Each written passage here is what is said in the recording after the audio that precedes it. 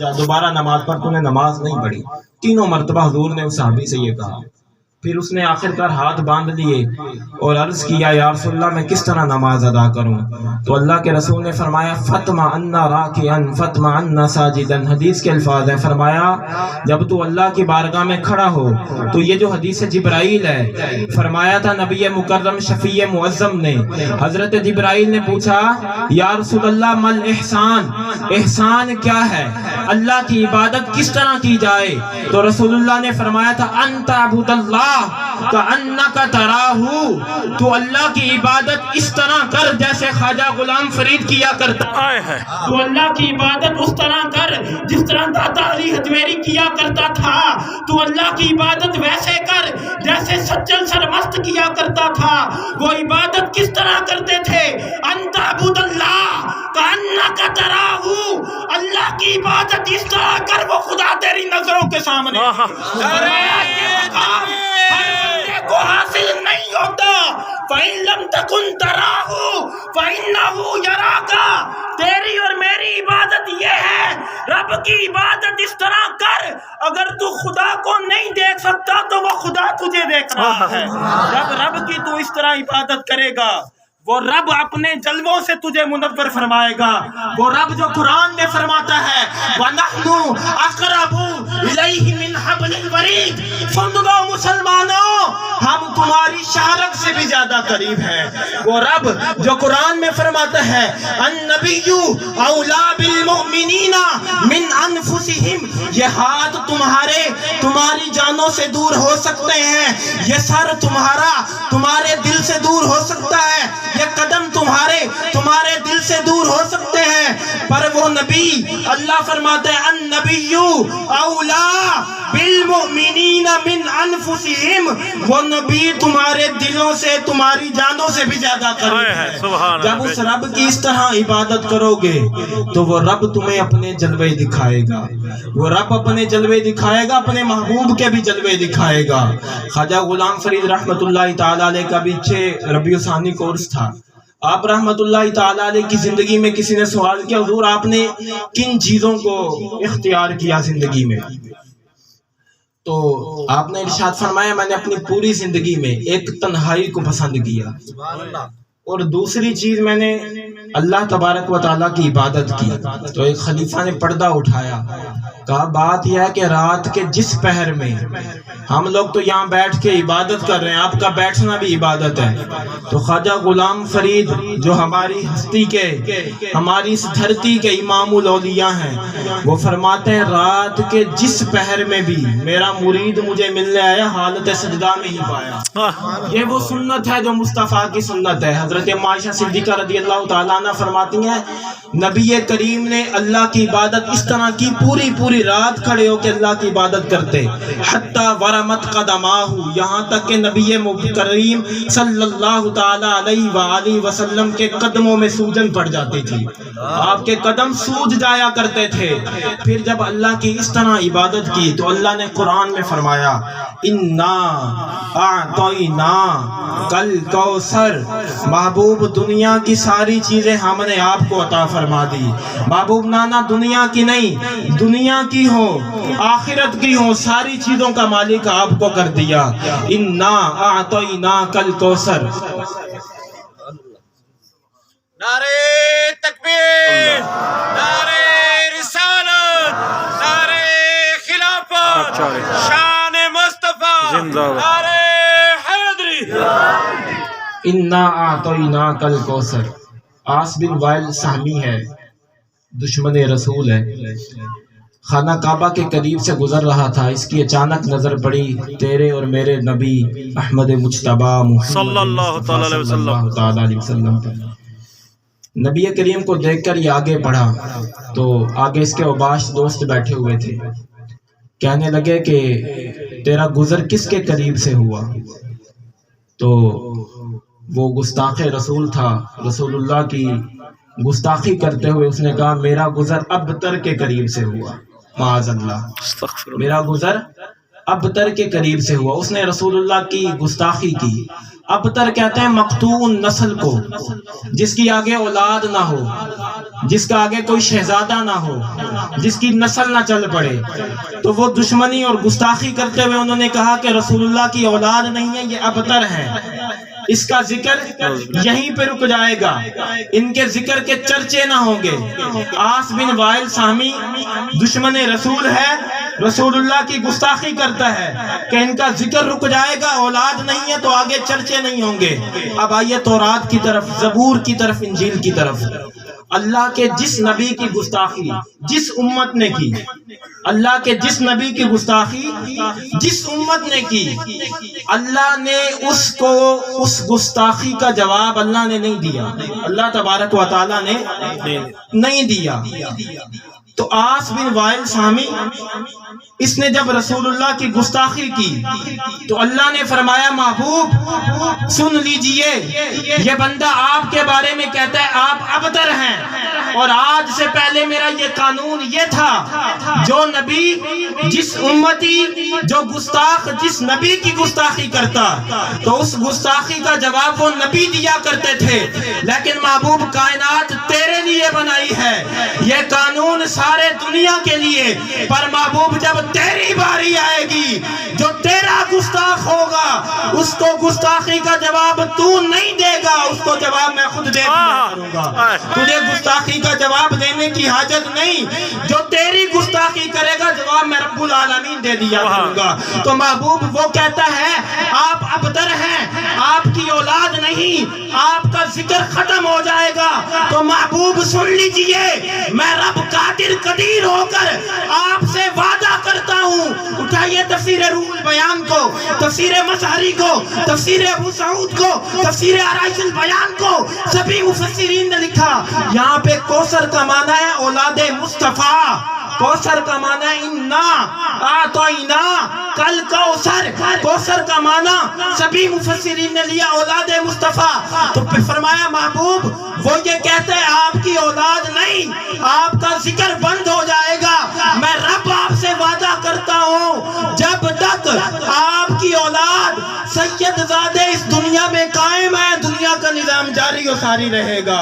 محبوب وہ کہتا ہے آپ ابتر ہیں، آپ کی شانیں تو وراء الورا ہیں۔ تو فرمایا انا اعطینا کل کوثر، محبوب ساری کثرت پاتے یہ ہیں، ساری کثرت پاتے یہ ہیں، رب ہے معطی یہ ہے قاسم، رزق اس کا ہے کھلاتے یہ ہیں۔ اعلیٰ حضرت امام اہل سنت نے بڑا ہی خوبصورت یہاں پہ کلام فرمایا فتاوی رضویہ کے اندر، فرمایا انا اعطینا کل کوثر۔ اس بات کو ذرا توجہ سے سنیے گا، علامہ راضی نے لکھا تفسیر مفاتیح الغیب کے اندر، فرمایا ان هذه السورۃ کتتمۃ لما قبلها وکالاصل لما بعدها۔ امام راضی نے اس سورت کے تحت ایک یہ نقطہ ہے، بڑا ہی پیارا نقطہ ہے، فرمایا بے شک یہ سورت تتمہ ہے لما قبلها، اپنے سے پہلے والی سورتوں کے لیے، اپنے سے ماں قبل صورتوں کے لیے تتمہ ہے، تکمیل ہے، وکل اصلی لما بعدها من السور، اور اس کے بعد جو سورت آ رہی ہے قل یا ایھا الکافرون ہو یا سورۃ النصر ہو یا سورۃ اللہب ہو، فرمایا ان سورتوں کے لیے یہ اصل کی حیثیت رکھتی ہے۔ میں اس بات کو ایک مثال سے سمجھا دیتا ہوں۔ ایک بندہ آتا ہے،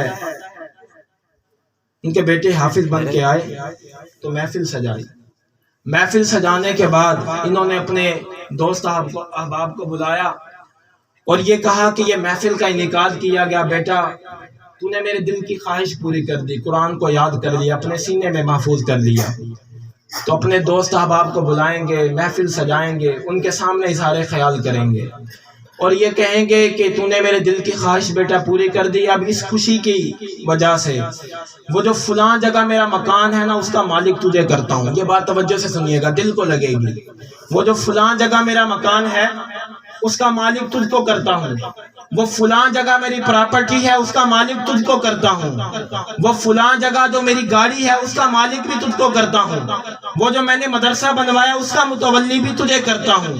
ساری باتیں گنواتے جائیں گے، ساری باتیں گنواتے جائیں گے، آخر میں تتمہ کے طور پر، تکمیل کے طور پر کہیں گے بیٹا بات ختم نہ کر دوں، جو جو کچھ کائنات میں تیرا ہے، جو جو کچھ کائنات میں میرا ہے، بیٹا وہ آج سے تیرا ہے، بیٹا وہ آج سے تیرا ہے۔ تو علامہ راضی نے فرمایا انا اعطیناک الکوثر، یہ سورت تتمہ ہے، تکمیل ہے اپنی سے پہلی والی صورتوں کے لیے۔ کہیں اللہ نے فرمایا محبوب وَعَلَّمَكَ مَا لَمْ تَكُنْ تَعْلَمْ، جو نہیں جانتے تھے اللہ نے اس کا بھی علم عطا کر دیا۔ فرمایا عَسَىٰ أَن يَبْعَثَكَ رَبُّكَ مَقَامًا مَحْمُودًا، اے محبوب تجھے مقام شفاعت ہم نے عطا کر دی۔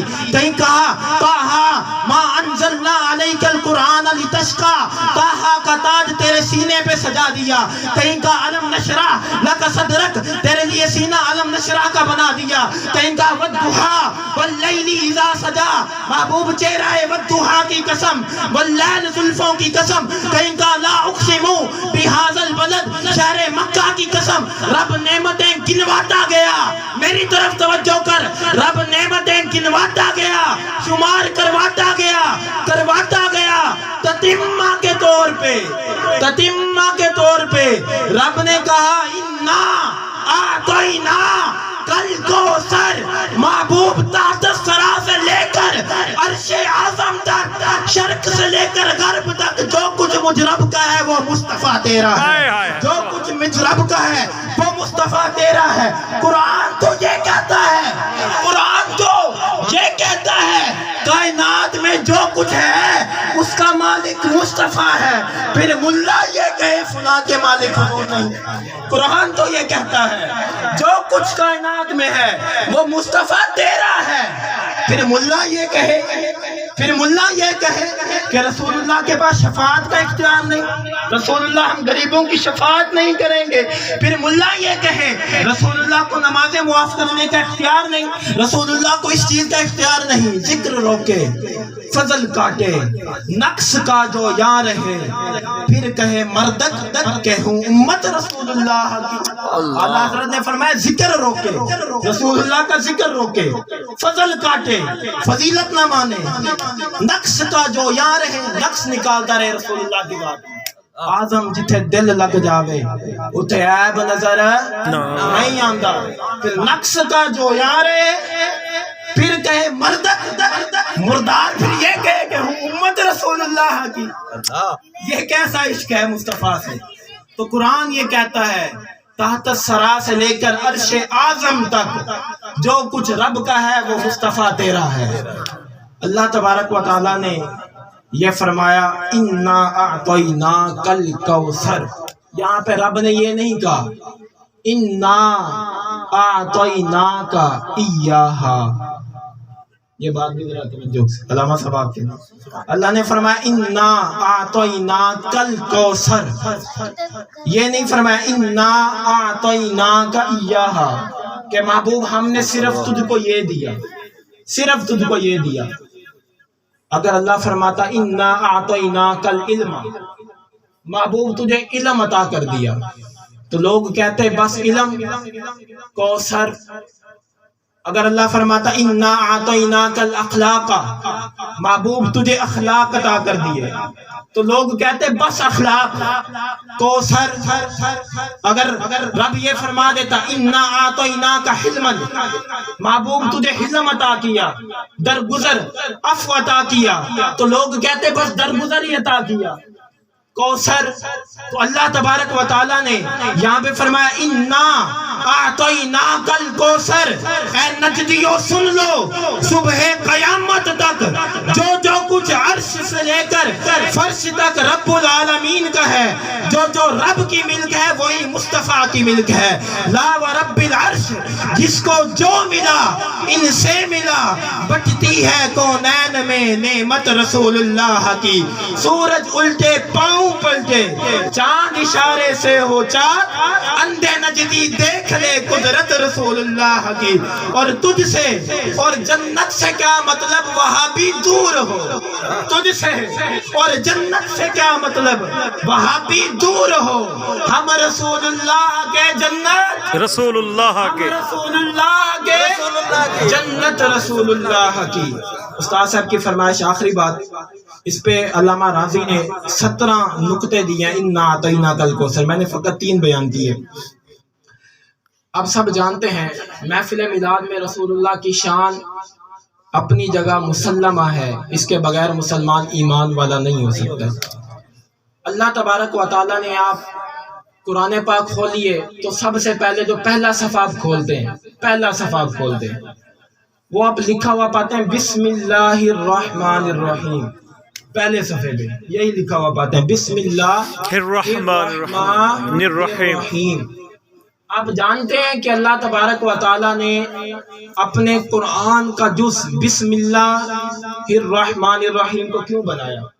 سب سے پہلے اللہ نے، حالانکہ لفظ پہلے الف ہوتا ہے، پھر با آتا ہے، پھر تا، پھر سا، پھر جیم، اللہ نے لفظ با کو پہلے قرآن میں کیوں کہا؟ بسم اللہ، اپنے سارے بسم اللہ، کون سا آ رہا جی؟ بے، با بے آ رہا ہے۔ اللہ نے قرآن میں سب سے پہلے لفظ بے کو لکھا، یہ کیوں لکھا؟ آئیے قرآن سے ہی پوچھتے ہیں۔ جب عالم ارواح میں اللہ نے 2 جلسوں کا انعقاد کیا، اللہ نے عالم ارواح میں 2 جلسے منعقد کیے، ایک جلسہ توحید تھا، ایک جلسہ رسالت تھا، جسے جلسہ میلاد کہتے ہیں۔ تو اللہ تبارک و تعالیٰ نے مجھ سے، آپ سے، ہم ساری روحوں سے ایک خطاب کیا اور پوچھا الست بربکم، اے لوگوں بتاؤ میں تمہارا رب نہیں ہوں؟